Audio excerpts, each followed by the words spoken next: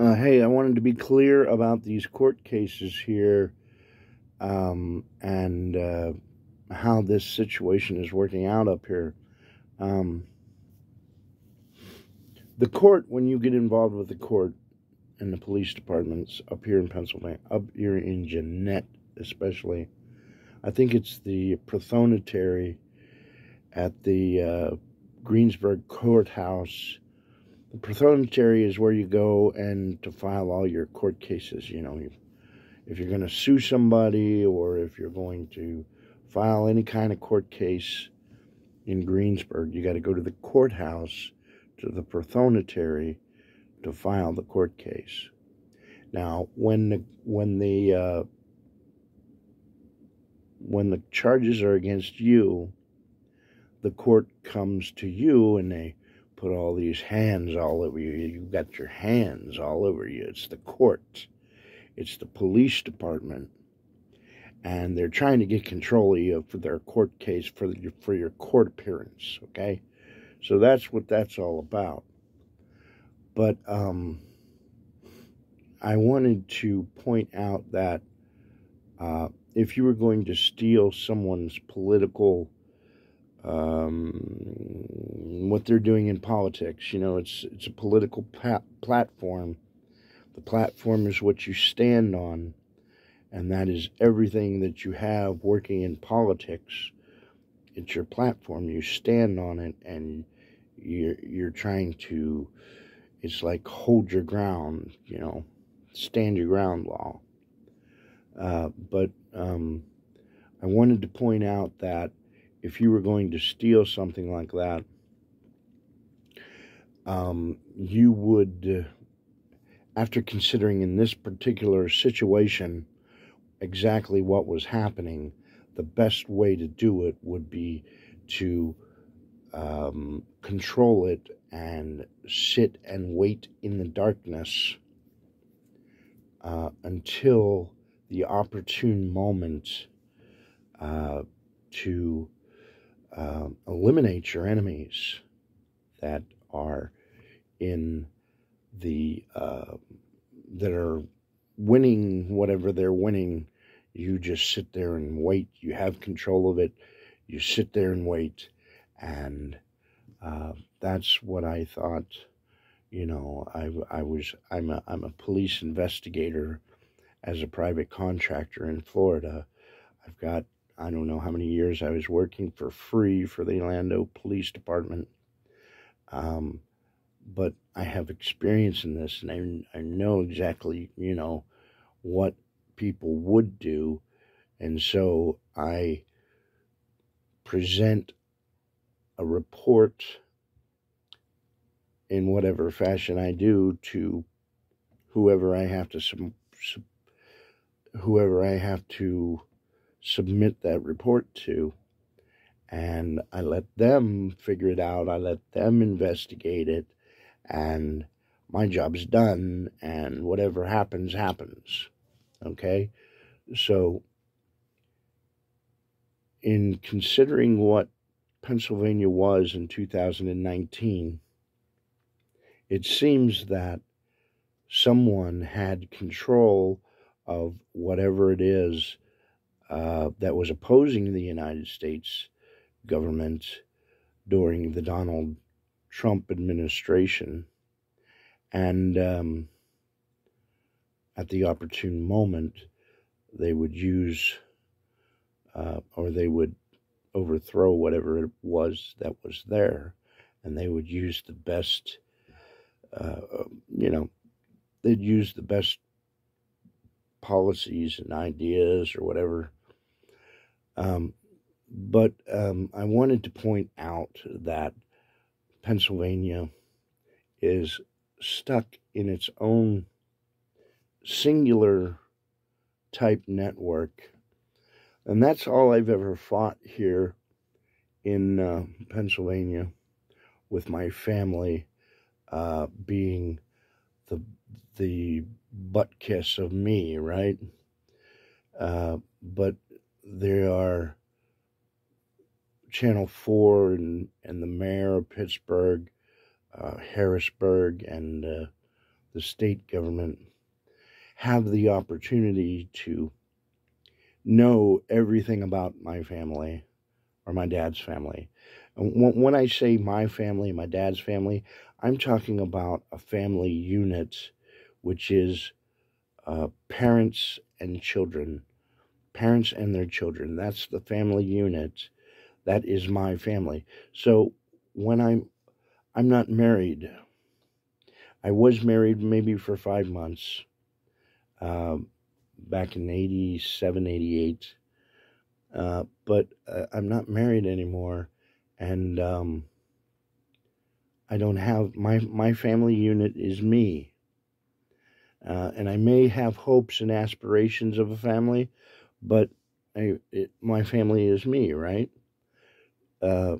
So when I'm talking about my brothers and sisters, I'm talking about my dad's family. That's my dad's family unit, okay? So it's my dad's family. It's not mine. Okay, so I cleared that up. But see, ever since 72, the state of Pennsylvania has had the opportunity, with all of their documents, with deeds and driver's licenses and all these tax requirements, to control or to, use my family as a butt kiss of the government. Or I don't know how you would ever, put it together. Do it yourself, all right? Figure it out. What am I talking about? I'm talking about the government using my dad's family to influence me. And it's been that way since 72. And I have to stay on this property where I have said that my cousins and my uncle, Russell Johnson, who is a Russell Johnson Jr., and he has a son named Russell Johnson, they have had this property here that I'm on at the present time since my mother inherited it from her mother, who was married to Russell Johnson Sr., who inherit. Okay, here's the real tricky point here. See, my grandmother, who was married to Russell Johnson Sr., inherited this property from her mother, and her mother, my great grandmother, married Amon DeSuter, who purchased this land in 1892, or I don't know. I don't know exactly when he purchased the property, but my great grandmother married him and took care of him when he was old.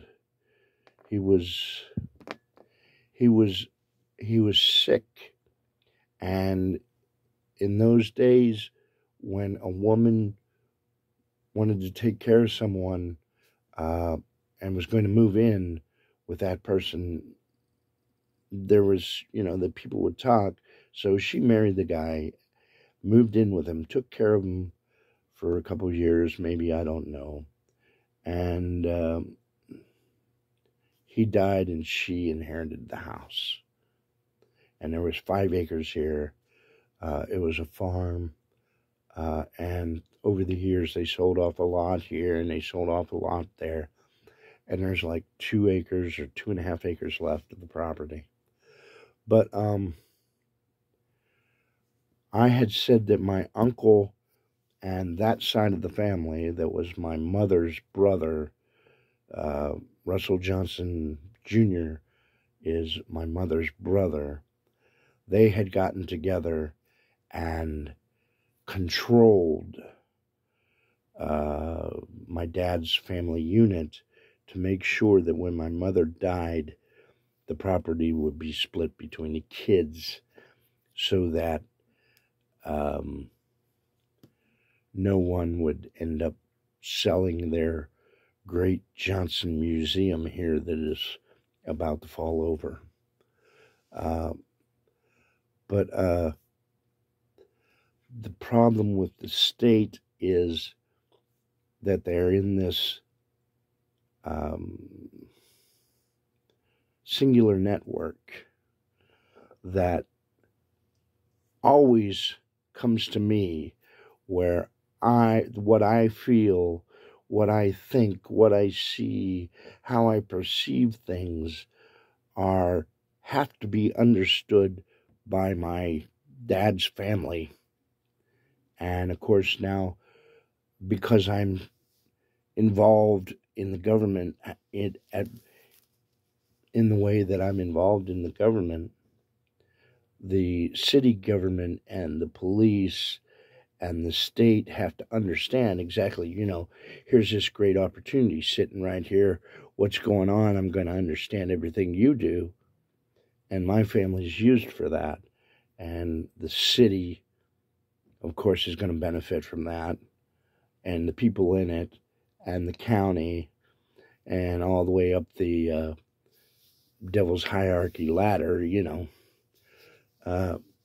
but they're going to have this great opportunity now to use someone who is available for free while they're making, $200,000 a year, and are hiding somewhere. You never know their names. You never know anything about them. You don't have at your disposal what the government has at their disposal with all those driver's licenses and computer networks, that how they go together, right? You don't even know. You don't know. There's no way for you to know unless you get involved with them, and then you'll never get out of it. And so that's what that's what I said the other day. I said, the American government has been feeding on the American public for 300 years, 200 years, whatever, I don't know. And that's all it does, is the American government is the great Satan, and there are only people that it has acquired over the years through its deceit of whatever its deceit is. And these people say, oh, great, I'm going to go and be a police officer. I'm going to go and be a congressman or a governor or something. I'm going to run for office. Well, buddy, as soon as you put your name on that, as soon as you go down there and register and pay your money to run for office, maybe a week or two later, a day later, an hour later, maybe while you're doing it, you meet the people that are so wonderfully stuck in the devil's government. And the government has been that way ever since it had its great idea of gain and had to institute a bank that would have its wonderful influence on whatever. Okay, so I asked for a song to be written about that, and the song is by a group called the Wallflowers, and it's called One Headlight, and I'll play it after this video, but I wanted to explain exactly as best I could about the situation here, and I had hoped that maybe somebody could figure it out and try to understand exactly what to do about it. As we said, all of these congressmen or people in government are betraying the American people. They're committing treason, and according to the Constitution and Declaration of Independence, any American citizen has the right and the duty to prosecute those people for treason as best they can, using whatever means whatever means available in order to correct or remedy the situation. And then maybe the government will stop feeding on the American people. So if you can figure that out, you might understand exactly why you can't scream anymore about the government bothering you 24 hours a day, 7 days a week, 365 days a year. And you want to complain about it, huh? Oh, no, we'll just sit here in this Jeanette. It's got to be this place here. We'll just sit here and endure the great and terrible government that is so helpful to the gullible, right? Can you figure out the court case there, Mr. Putin? I don't understand what you're talking about. What do we do now, right? What do we do now? Okay, so I'll put that song on for you, all right? It's on the playlist. Thanks for the great little... Yeah, thanks. Okay, bye.